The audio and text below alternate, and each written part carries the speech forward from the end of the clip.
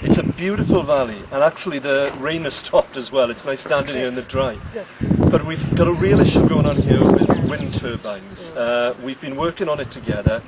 What stage are we at the moment?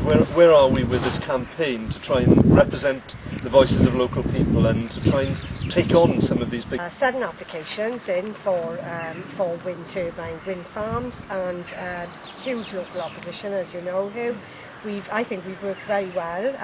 As I understand it, that the latest picture on this is that Gamesa, who wanted to run the wind turbines right up the ridge behind High Street in Gilfach Goch, have said that they have no wish to fight any longer, and I think they've accepted the argument that we put forward, which is that this valley should not be surrounded and almost encircled by wind turbines. But this isn't a case of NIMBYism. This isn't a case of saying no turbines and so on. No. There's a particular issue here, as you say, with the fact that potentially we could have ended up with the whole community being surrounded. Yep. So the approach we've been taking is looking at each one of these, one by one, as they come in, and taking them on. Looks like we're having some success. Is this now the end of the story? I don't know if it is.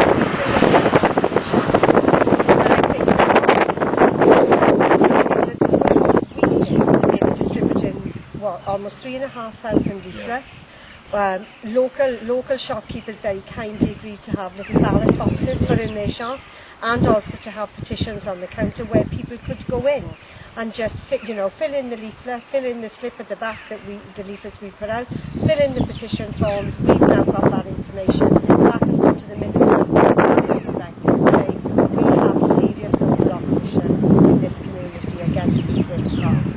And you're right, it's not NIMBYism. It's not that you and I are against renewable energy, because we're certainly not.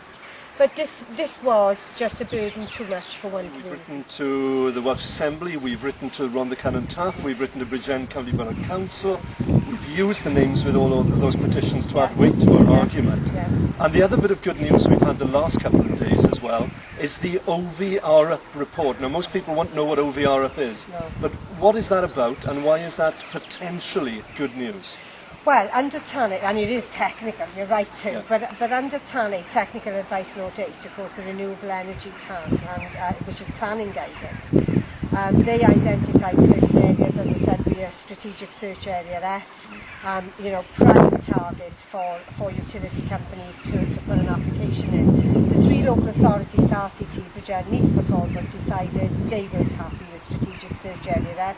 And as you know, I made a submission to TANIC back in July 2004, where I cited the very reason that we now use about communities being surrounded with this cumulative effect, as they call it, as one of the reasons that I was not happy with TANIC and Strategic Search Area F. Interestingly, of course, Strategic Search Area F targets the ex-mining valley communities. Yes. And you and I think, that these valley communities have suffered over decades, over generations, and we didn't want ours to come back to that. And of course, the OVRUP report very much identifies the very thing that you and I have said all along. Absolutely, because there have been people who've said, you can't succeed in this, the only way you're going to stop this is a complete moratorium. But actually, it's important to say, we're not completely trying to stop this. This is not an issue of NIMBYism saying no wind turbines, because there are people out there saying that. We do accept, in fact, if we're going to hit this green energy future, we have to go this way to some extent. But these communities have to have a voice in the process. Now, as we look along here, this beautiful stretch of landscape, it really is lovely. And these valleys return into their natural beauty. I guess we have a message for people who've supported this campaign so far, is to keep on doing, keep on making representations, and keep on telling us what they think about this process. Because certainly we're not giving up on this. No. It isn't over yet. No. But we're starting to see the first bits of success of the approach that we've done together. We should be justifiably proud of what we've done and these communities that are very sensibly, even in the face of some people who try to whip them up into a frenzy over it, they very much stuck with you and me and said, you are our elected representatives, and and we are prepared to give you confidence and our support to go forward and make our voices heard, and I think that's exactly what we've done.